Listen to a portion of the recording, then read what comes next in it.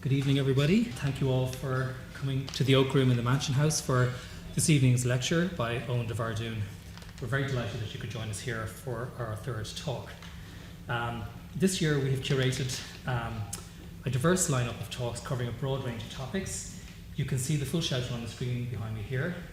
Our goal with the series is to amplify diverse voices, offer fresh perspectives on familiar stories, and to bring attention to those that remain untold. We also aim to highlight groundbreaking research and new publications that deepen our understanding of Dublin's social, built and cultural heritage. The series is an initiative of the Dublin City Strategic Heritage Plan and is made possible through grant funding from the Heritage Council's County Heritage Plan grant scheme. Before I introduce Owen, I'd like to take a moment to acknowledge those who have made this evening possible. First, a huge thanks to my colleague Abigail O'Reilly, Graduate Heritage Officer, for her hard work in helping to organise this series. And I'd also like to express my gratitude to Susan Foley-Cave, who is providing Irish Sign Language interpretation for us tonight, ensuring that everyone can fully engage in the event. And a special thanks, of course, to the Lord Mayor, Councillor Emma Blaine, and the wonderful staff here at the Mansion House for generously hosting us. So now on to our speaker. Oein DeBhairduin is Inclusive Histories Curator, Traveller Culture with the National Museum of Ireland, and is an award-winning author and cultural worker dedicated to preserving and sharing Irish traveller heritage. As a traveller and a member of the National Museum of Ireland team, he plays a key role in fostering inclusive representation within national collections. Owen is deeply involved in storytelling, folklore and traditional crafts, working to reclaim and celebrate traveller history through both academic and creative initiatives. Owen is the author of a number of books. One which I've read myself and loved is Why the Moon Travels, published in 2020, Twiggy Woman, published in 2023, and The Slug and the Snail, which was published last year. Now, in his talk this evening, Owen will explore the importance of co-creation and community-led approaches to reshaping how Irish traveller history is represented in national collections. It examines past exclusions, challenges dominant narratives, and highlights efforts to ensure authentic, meaningful inclusion of traveller heritage in Ireland's cultural institutions. Will you please join me in welcoming Owen to the podium? When Charlie first contacted me, he said, we want to do something. I want to be able to explore some of the topics that you're very engaged in, some of the work that you're doing. And I thought, well, let's shape it a bit. And then I decided I was going to be really selfish and just talk about my work. When I talk about my work, what I like to do is to also talk about the things that don't work, or the things I've discovered that have gone horrendously wrong. And so part of this is looking at challenging our narratives of what we understand about travellers. So when I usually start these conversations with people, I ask them three things. First is, what do you know about travellers? And that's really actually asking you to dive into your knowledge of the community. The second is, how do you know this information about travellers? And the third is, were we involved in the development of that understanding? Because the vast majority of what people know about us, or understand about us, or perceive about us, doesn't come from us. It comes from wider narratives and settled normative voices rather than ourselves. And this has a huge ability to skew even basic understandings of who we are as a people and where we come from and how we feel about ourselves and our own identities. So when you're looking at my role as the Inclusive Histories Curator, it's a little bit difficult to, I suppose, describe. So I decided visual. So part of my work is looking at community history. Community history isn't always in alignment with what we would say is the established history. And it's some of the records that people have been described as. People can be very demoted, dismissed, diminished. And some of especially the human rights approaches people are taking, especially around the stability of their identities and around the freedom of movement and the ownership of their own bodies.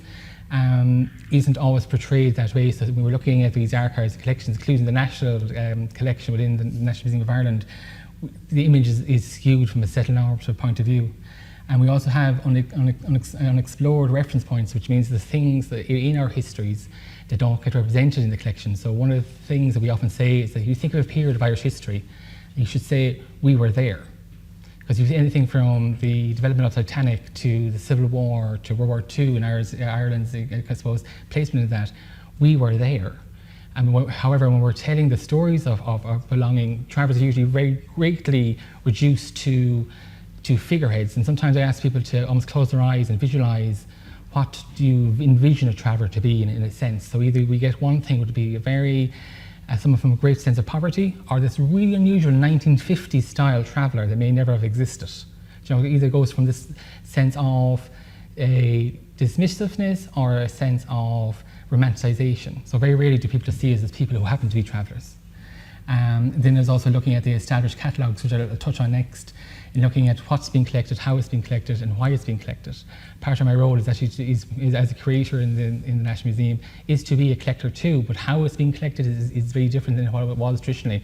I could cross this country tomorrow morning and pick up well over 100 items, but that doesn't mean it carries the stories, understandings, the wisdom, the knowledge, and the connection between those objects and the people they represent. Because if it doesn't have that connection, it's just a thing.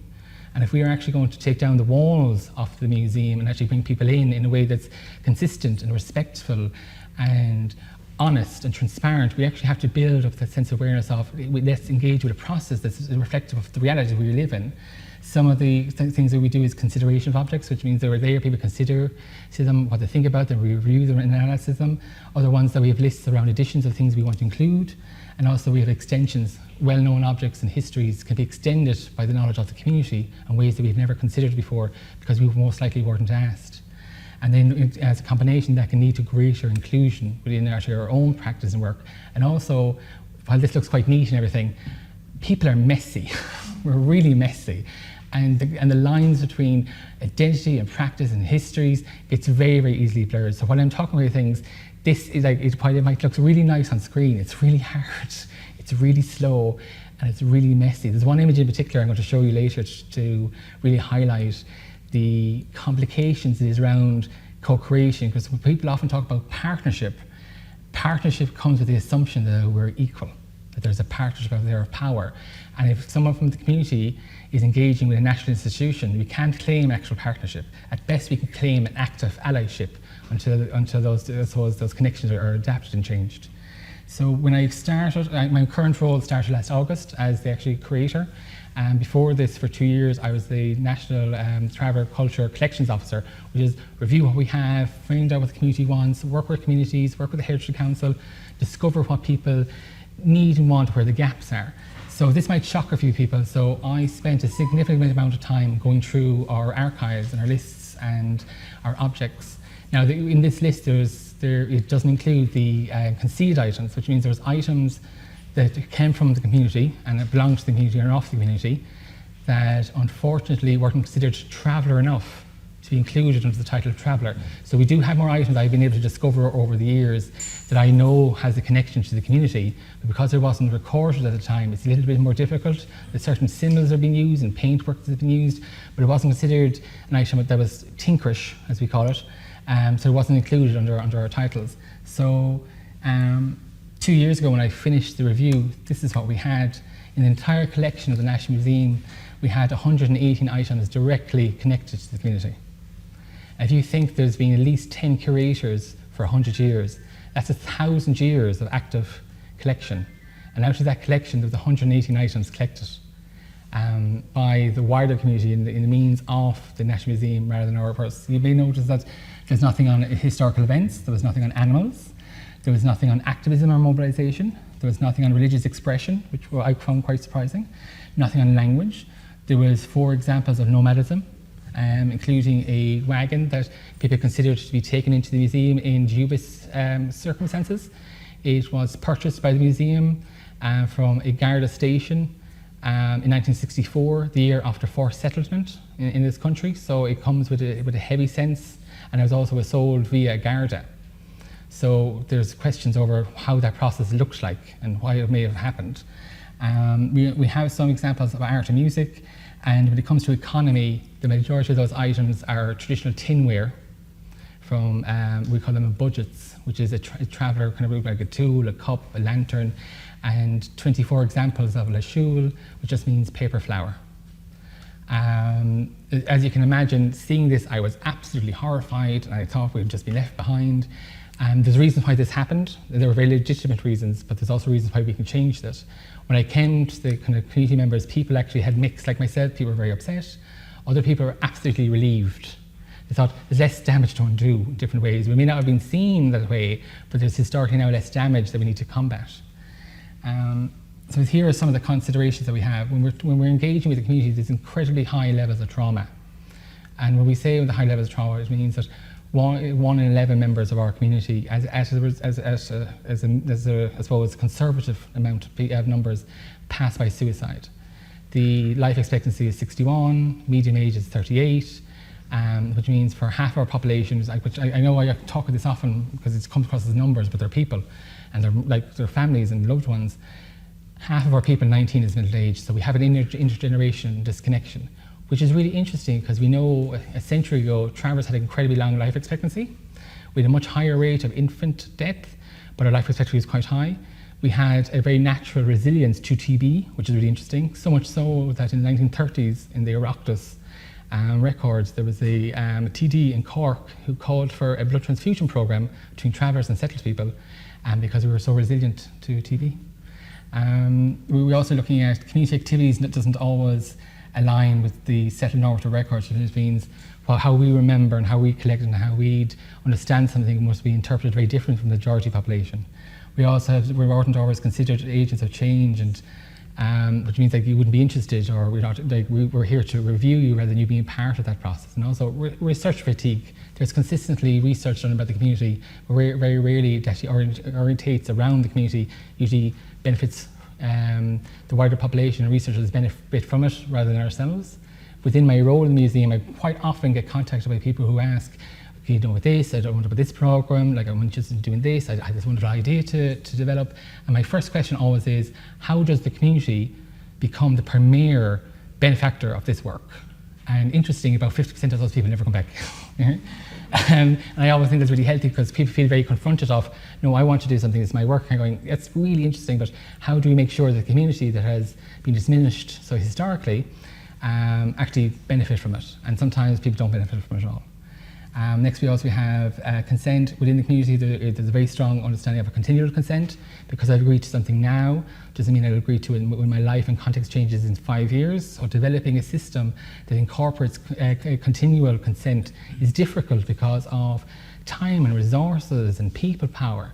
But it's something that's absolutely essential in order to actually have a respectful relationship. Otherwise, it's just taking and giving for the sake of community hoarding. We're just gathering things up. Next, we also have the cultural nuance and the kind of lack of awareness from people within the museums, not knowing anything about the community, our histories. And most people here would know very little about the community. As you were saying to Charles earlier, is that, and the 3 questions I've asked you, where would you know anything about Travers? So unless you have direct connection with us, the history of us is quite concealed. And if it isn't concealed, it's quite skewed, sometimes with biases, or sometimes the pain that people carry of their own experiences of Travers, which can also make those understandings very troubled. So there's also a shared training needs that where the wider institutions need to learn about Travers need to understand, like myself, how wider institutions also work. So that shared needs so that we actually develop a respectful exchange. And also, who are travellers? This is really interesting because in our records we have people called itinerants, which sometimes we refer to ourselves, especially around some reports. Itinerants also at times included people who were homeless and moving just for work. So sometimes we're included in that, sometimes we're not. Sometimes we're recorded as gypsies, which is strongly, and for most people, a very pejorative word, but we're referring to Roma. Sometimes we're understood to be gypsies, and other times the term of gypsies might be someone of a romantic notion or someone who's a Roma, who's come to the country. So even the idea of who are travellers, down to the decision of who are travellers is most often made by the wider community rather than the community ourselves. So the idea of we have people looking into people's lives going, I've decided you're a traveller, and traditionally people would be called tinkers, and while the vast majority of tinkers were off the community, there are other people that could have the ability to pick up a hammer. And even actually we talk about tinkers within, if you most people, I'd say, envision what a traveller tinker man would be, and tinker is a trade rather than an identity for most people. There's very little to no records of traveller women being tinkers, although we have living memories within our own community of women using hammers on a piece of metal, but it comes to a shock for the wider community that a woman would do such a thing. So even in that understanding of how people understand what a tinker was and how people actually worked was so reduced to a single point that the institution were not collecting or interested in anyone else who was doing it. Have I lost anybody? No. Okay, great. Okay. And I'm really trying to pace myself. So, yep. Oh yeah, thank you. So we're looking at the key principles of co-curatorial practice. This looks lovely. It looks so simple and so neat. It is incredibly tricky. So we're looking at things like a shared authority in decision making. How do we actually do that in a situation where we have a state-supported organisation with its own regulations, rules, and I suppose protocols in creating an authentic space for people actually to be sharing the authority and making actual decision makers in a way that's actually legitimate. I've had a run-in with this, which you'll see later, and where I very openly, and not only the word surrender, because that seems like there was a battle, I kind of made space in myself to make sure that a group I was working with had full control of our project. And it was amazing. And there's a shared liability, which means that if things go wrong, it doesn't go wrong and no one's to blame. There's actually a learning. So if something has happened, it's not about blaming. It's like, oh, we need to learn from this. And I had a learning in it that I'll show you later. We also have, again, we have sustainability of legacy. We have accountability and open dialogue. And respect for lived experience and cultural knowledge. Because something isn't recorded, hasn't been documented by the wider population, doesn't mean it's not legitimate. But also, it comes that sometimes, especially within the academic remits and world, there has been things very genuinely recorded in error. And that error has been repopulated through several other papers because people took the legitimate voice of the settled person as an expert on the community, rather than the community saying, that doesn't really make sense to us, that sounds like we're not a monoculture, that could be just someone's belief or practice, but it wouldn't be something we generally understand. But because historically the researched would be reduced and the researchers promoted, our voices, even understanding of our own lives and lived histories, becomes a lot of times into conflict with that research. And I just find that really interesting. Next would be also flexibility of process and orientated approach. Meeting people where people are when we need to meet them, rather than going, I have a project I need to deliver in 6 months, this is our timeline, that sounds really interesting. I once took thankfully it's just finished, a 6 weeks program with a group in Ballymun that took 2 years to finish. And when I say finish, it was that's what we took to build trust, restore, but also find out where the gaps in what we assumed people needed and wanted. And turns out the project was going in a very different direction very quickly because of what people really wanted. And people didn't really comfortable saying, we were doing this because it sounds great, but we actually want to do this thing. Right? And so we go, let's follow that. And people didn't actually have the confidence in that situation to say, actually, I want to do something else. Even though I'm a member of the community, but it came with the authority of a national museum, which has very surprising impacts on people. And also ethical stewardship and cultural sensitivities, which even as a member of the community can be very complicated to untangle myself and weave myself through. But these are again just thoughts and markers of the work, and we'll explore it later.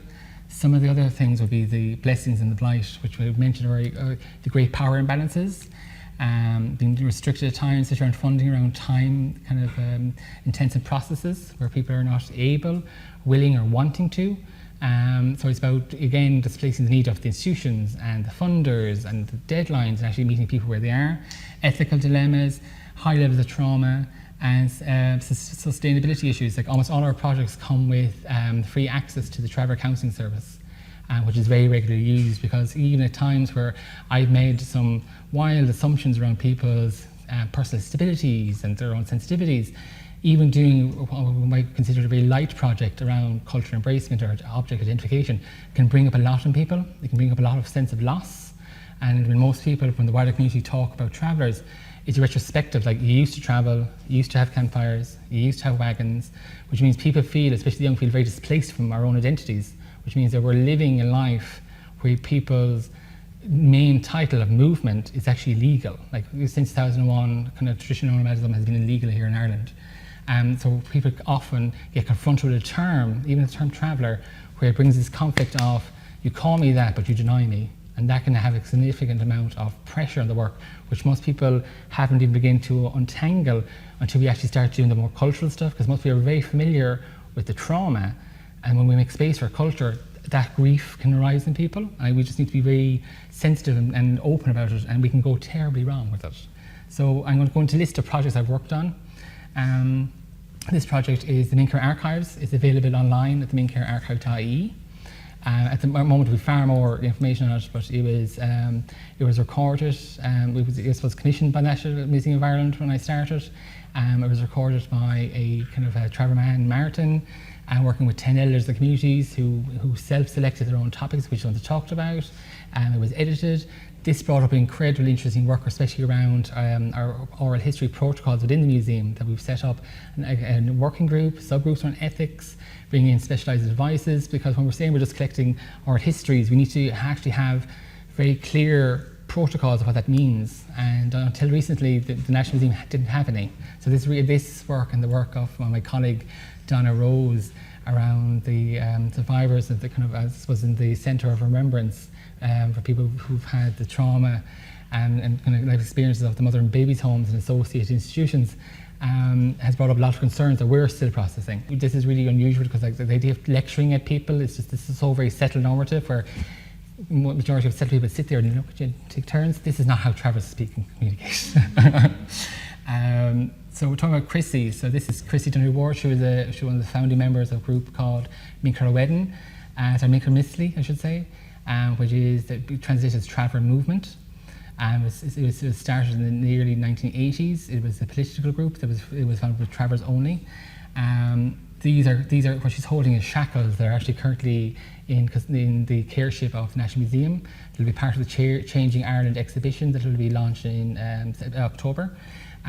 It was an incredibly political move, and these were made by Trevor hands, these shackles, and only 4 were ever made at that time. 3 of them have been lost to history. This one's was last publicly used and celebrated in the funeral of Nan Joyce, who was a very well-known, prominent Trevor activist, and who was the first Trevor woman, and Trevor, in fact, to ever run to be a TD, and she ran in Tala. To give an insight of that, there was an incident called the burning of Tala, where over 80 Trevor families were displaced. The violence and tension was so severe that many people, including Chris's family, left Tala and went to Glen Road in Belfast, an area of great sectarian tension, because they felt safer. So you can just imagine the severity of how people's lives were experiences. Shackles themselves are deeply not only practical, and where people were chaining themselves to the gates of the Dáil in protest, into town halls in order to get access to have meetings with people. The basic symbolism of a nomadic people choosing to make themselves fixed on the ground in order to have freedom is quite potent. I had been visiting Chrissy for other reasons many times, and how eventually she decided to gift them to the museum one day. It was very casual of like, see those, you can have those. You know, there was moments of like, woo, you know. So sometimes we go through a long process, because I think she had developed enough trust in myself and the museum, and knowing that it would be celebrated and knowing it would be witnessed by people. Historically, nomadic people have low object history, so unless it's deeply personal, connected, or deeply practical, you can't really bring it with you. So our object history is quite reduced. And then, as well as even within the museums, when people were collecting, the institutions originally set out to collect, and were told to collect certain objects. When it came to Travers, the things that were collected were very tinsmith based. So objects like the shackle stuff never even came up on people's radar.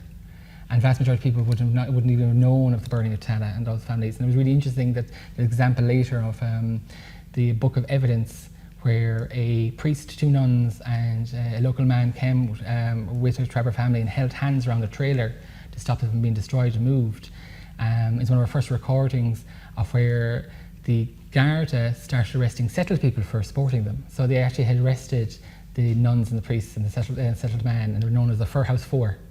And there's a whole collection of like letters from bishops giving out to people, and and it's really interesting work, and it's just recently been scanned. So one of the next projects I worked on, the one that took almost 2 years, is the Pishoga project. It was in St. Margaret's in Ballymun. A lot of fun, I have to say. What it was working with a collection of Trevor women. It was open to all genders. It was happening to Trevor women who were really interested, and we were training up and around how do we gather in a safe, practical and trauma-aware way our stories and connections.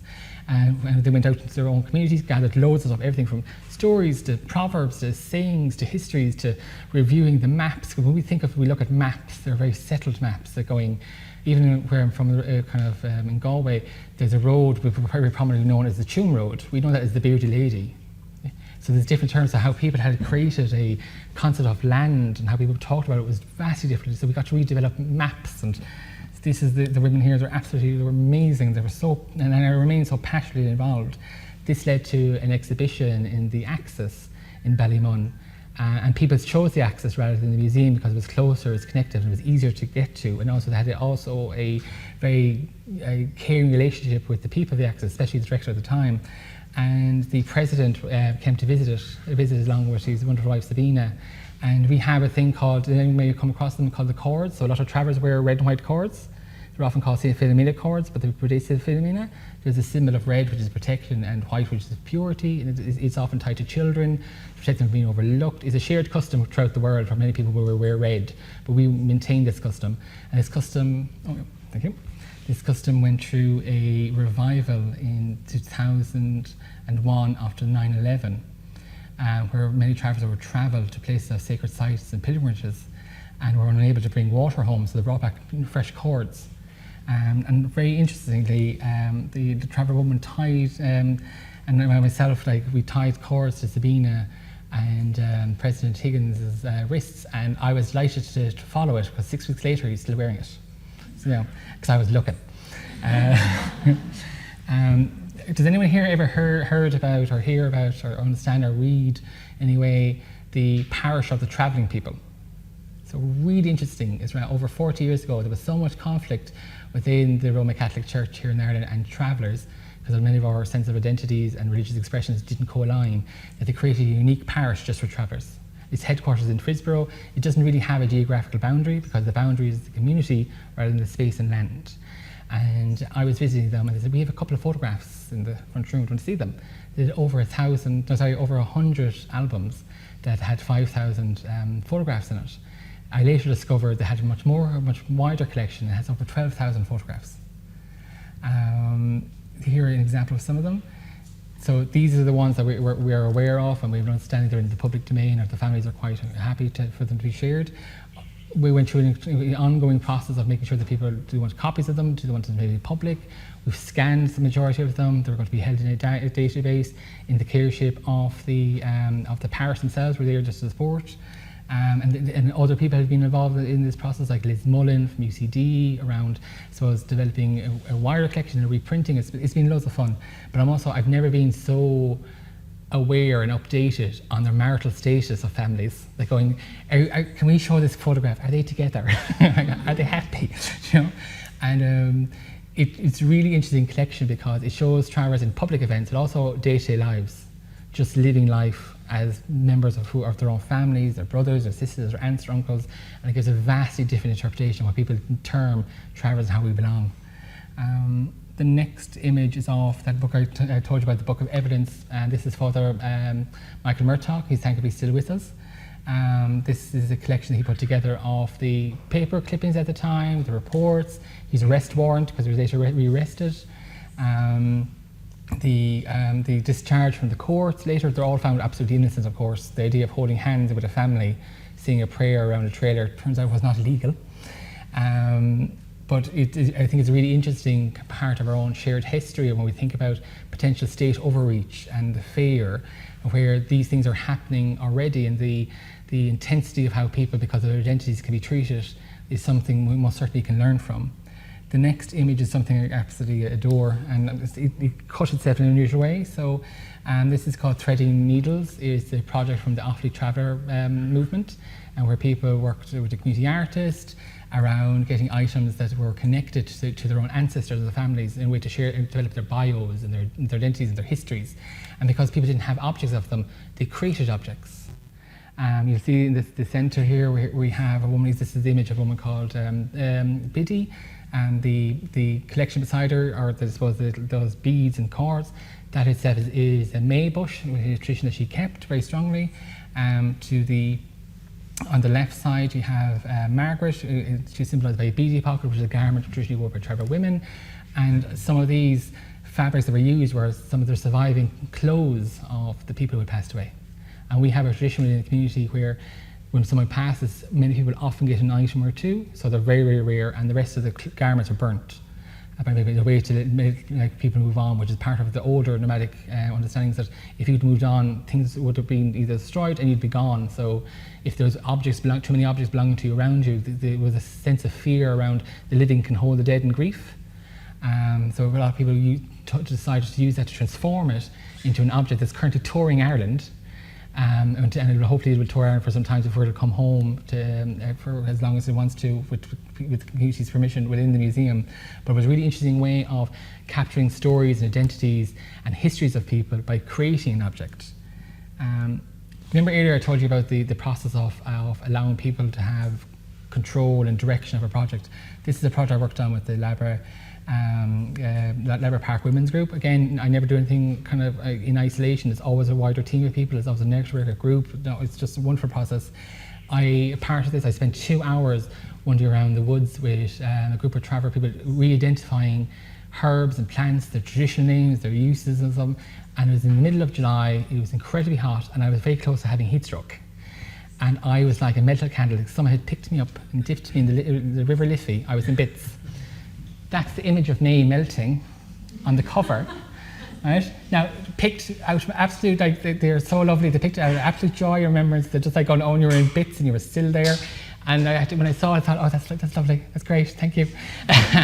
So these are some of the consequences to your ego if you're actually legitimately involved in that practice. And I use it as a reminder to go thing going, it's not to me, it's about it's people in the histories. But I have to say it was a sharp reminder, And this is also still available from the Labra Park BTAP, which is Ballyfermot Traveller Action Project. And it's a wonderful collection because it comes with people's stories, but also the revival of our historical healing practices around herbs, around traditional blessings and cures is still very much alive, which leads me to the next project, which is a project that when we think about holy wells, which is very well established here in Ireland, when it comes to how people when the community were engaging with sacred wells, the healing qualities understood by those wells by travellers were very different than what were recorded by the wider community. So a lot of travellers saying, oh, this is for the curing of the eyes, or sort of the wider community. And when travellers are going there going, it's done nothing, like it has cured a thing, but I had that rash that's now gone. So people learned to reinterpret the well by what it was actually doing with them rather than what they were told they were doing. So we have a vast array of wells across the country that travellers visit, and anyone who's visited wells will know that travellers have been there because there's a lot of iconography around is the sacred dead, our ancestors are still very much with us, there's certain tokens that are left, you can tell, oh, this is a well visited by travellers. So this project is one that I'm engaged with Ballybragan Traveller Project, especially peered out by Maggie McDonough, and it's collecting waters and the stories and experience of travellers who visit those wells and creating and collecting some of the water. And people are really engaged with this project because at the end we're hoping to mix a sample of all the waters to make a super water with all the qualities. And I've said this is quite joyful, but also it's really interesting is that the people verify the cure or the lack of a cure in the well by experiences rather than being told that does that. You're kind of going, well, if like who told you? So it's like validating our own because an authority voice told you, does it actually work? So that living way of engaging is being very different. Some of the other work I do will be working with some of the national organisations. Here I am on Culture Night around practices, again around things like the traditional healing, the chords, herbs, storytelling techniques. We have different techniques around storytelling. Often when the recorders, older travellers would often touch different fingers as they told stories. There's a whole mechanism there. The thumb is the strength of the story. The index finger is the direction the story is going with. The middle finger is how you communicate it. The ring of fingers is the relationships in it. And the baby finger is how you give guidance to the end of the story. So when travellers would intuitively move their fingers to move the story as their body told them, which is a very interesting practice. This is a traveller man called Bernie McDonough. We have a tin whistle within the collection that'll also be on show in the Changing Ireland exhibition that'll be launched in October. Unfortunately, we don't know who the traveller man was, but there was an anthropologist called Linda Kent who came to Ireland and spent a lot of time in the west as well as Longford, but collected a handmade tin whistle from a traveller man and went back to America and travelled around America, Illinois, Massachusetts. And when unfortunately she died, her family decided they wanted to return the items to the communities. And that was a little bit more complicated, so they decided to give them in careship to the National Museums. So when the tin whistle came in, it's a thing with a life, it's things with history, it's a thing of beauty and music. And so once something goes through conservation, it can be very difficult to be used again because around our protocols and I suppose the limits around how we need to engage with them and preserve them. So as part of that, we got Bernie to play the tin whistle the final time, as many tunes that he knew and felt comfortable with, in order for that music to be preserved. That music will also be there, and as well as the notes for people to read them at the museum. And I just thought it was a really interesting way to re-grasp our own histories and how we want to feel about them. The next is a way I really learned about assuming that people's identities and shared identities and own passions are going to be the object they select. Does anyone here know Finbar Fury? A well-known, well-established kind of musician, amazing. And I'd be good friends with his daughter Anya. And I'd been chatting with Finbar for a while, and the idea of like items and collections, his own histories, and he's absolutely great crack. And rather than giving something of music, he actually created, and we later developed and made a locket that he said drew that had different symbolism. You'll see in the centre, kind of there's a Celtic cross, different stones mean different qualities. There's a whole history of what this item means and tells about his life. And I always thought when I was engaging, and never really thinking that or expecting an exchange of an item or an idea of it, that I was thinking music, while he was thinking of something beautiful to wear. So we made 3 of them, so the only one of them was on its way to the National Collection. Oh, okay, great. Next is that while we're in the same shirt and scarf right now, I worked with the Kerry Travers group. Now again, it's a collaboration I was mostly as part of towards the end in the launch around launching a part of the travel representation within the Kerry County Museum. It was actually a lot of fun, but also really shone out quite starkly of how many of these institutions we're not actually a part of. So people visit museums and spaces and don't see some of your own Indigenous, ethnic, nomadic people. I think it's really quite comfortable and open to ask why. And not in a way that accuses, but a way of going, why aren't we developing better relationships with people? And what I quite liked about this project was that it was the community decided what the objects are going to be and where they're going to be, where they're being told, which is very important for people. Next was part of a copper artwork. This is Maggie McDonough beside, the project was called Sarog. It was funded by the HSE and the Trevor groups, and it was around reclaiming Trevor metalwork and in a way of an artistic form. So we had an exhibition with it in the National Museum. We also had a living exhibition of a wagon, tinsmiths on the grounds, and there was also, again, a woman who happens to be a metalworker, you know, and exhibition some of her work, which is historically would have been no way documented, but within the community was very, I suppose, open and aware. When we talk about timing, we often talk about timing within set normative structures. And when Travers at the moment, we have 3 New Years. We have the New Year of the Gregorian calendar, the 1st January, with the year of the older world, which is the Samhain, the 1st November, and then we have our New Year, which is the start of March, when people will return to the roads after winter. So working with the Ballymun St. Margaret's group, we worked on our calendar of the year, what it actually looks like. A lot of it based around seasonal events, how the nature moves, how people associate with it, some church festivals, some markets that happen from the Puck to Ballinasloe Fair. And it was a really interesting way to re-look at timing and maps. And the idea of running anything in March is virtually impossible. Well, most people think August is difficult in July because of summer holidays. For the community, March tends to be a very difficult time. And so it's about adjusting our own timelines and expectations of where people are and how they are. One of the obstacles became, because of a lack of objects within the museum, and one of the ones I used as a prototype was Collins Barracks, was the lack of PPP connections items were there. So we worked on, with a group on items that we felt could have a cultural significance indirectly. Like an example being a Mongolian tapestry that had a horse on it. And it was a way of connecting, while this may not be directed to you, there's a shared international and global connection with horses. There's again people who are primarily nomadic, and it was to make it quite fun when we use our language, Gammon Cant, and our language is really interesting. So people often refer to it as a secret language, and I think that's really interesting because that came as a surprise to people talking it. What it is mostly a closed practice. If people are interested in the language, despite it being secret, and there's over 11 published dictionaries, many of them are found online, and while we call it Gammon Cant, and it's recognised by UNESCO, It's often referred to within academia as shelta, S-H-E-L-T-A. And this was a way, especially younger people, to find traces of identity and shared connections with objects, while the objects may not have been there, but a connection to the support of identity war. This is a group of Mishlor, and I added this because I don't know if many people know about it. There's an international festival of nomads that happen every year at the end of September in Galway, where people come from Australia, Mongolia, Canada, England, Wales, France to celebrate and share in our shared nomadism, because all people descend from nomads, and our understanding is that all people came to this island. We know from genetic studies, while there was a divergence around 400 years ago, there were earlier divergences, so people have always come into the travelling community, but all people descend from travellers, which means you had to come here, and nomadism is a natural part of human identity.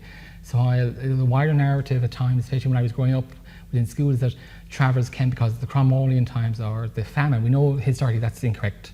What has happened is there's always waves of nomadism, and rather than being fatal settled people are long-term sedentary travellers who have disconnected from their own nomadic histories. And one of the things that I often see, even in contemporary minds, while it is slightly more complicated around of movement and our understanding of how innate movement is, the symbol to be Irish, that we often celebrate and have an entire national day and festival events that cross this country, is St. Patrick, who was also a slave but also an immigrant to the country. So we have an innate understanding of how you can come here and belong here, and how movement is very natural. And if anyone would be interested, I really encourage you to go to the Mishlor. It's so fun. Almost at all times, the majority of people on the stage and directing are always nomadic people. There's two events every year I suggest people go to, especially members of the community: Mishlor and a Pride event. Because for many travellers who walk in Pride, regardless of their orientation or sexuality, it's a rare occasion that settled people are shocked and surprised and delighted to see travellers. They go, "Oh my God, that's travellers! We're so delighted," and that's a really affirming experience.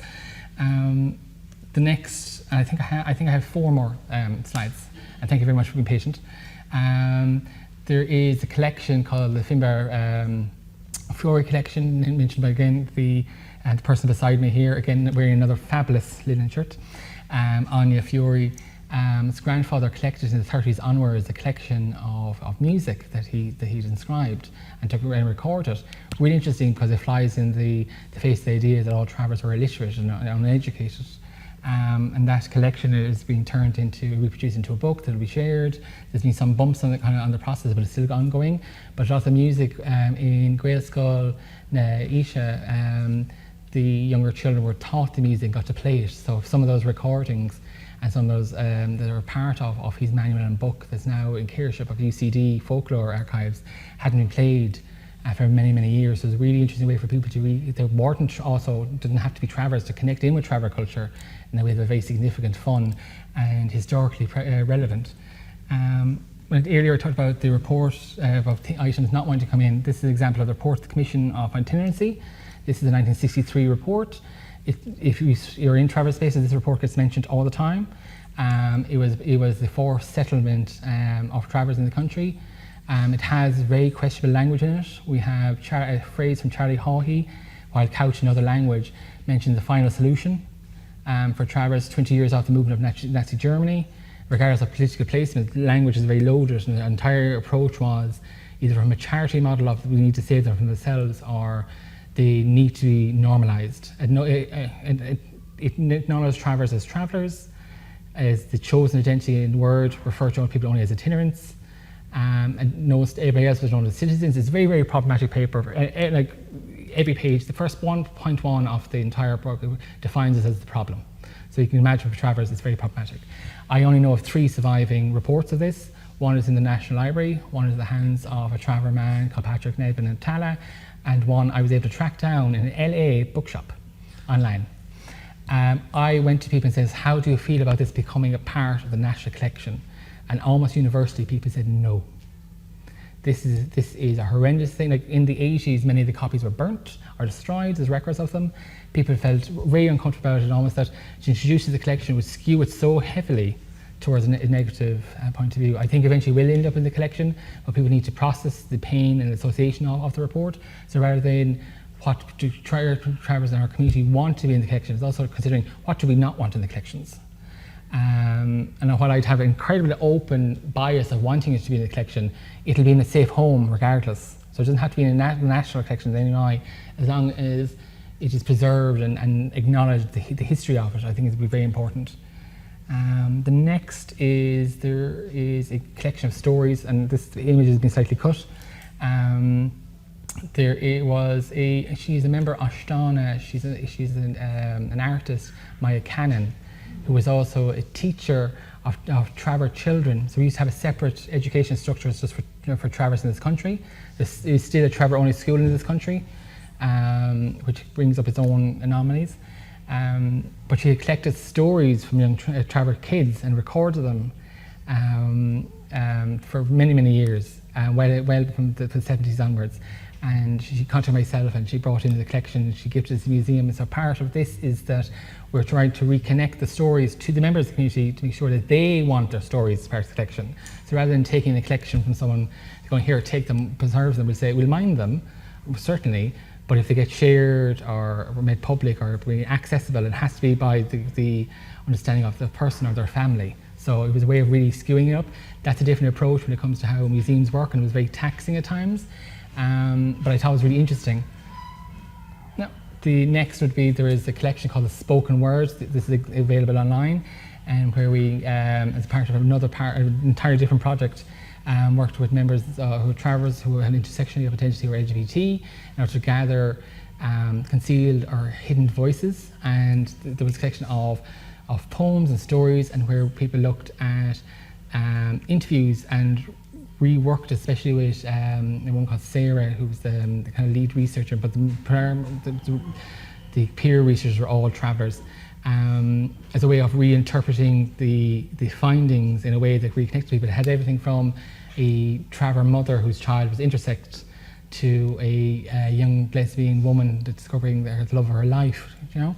And it is available kind of digitally, and if anyone's interested, it's in the Shared Curator of LGBT Ireland. And let's talk.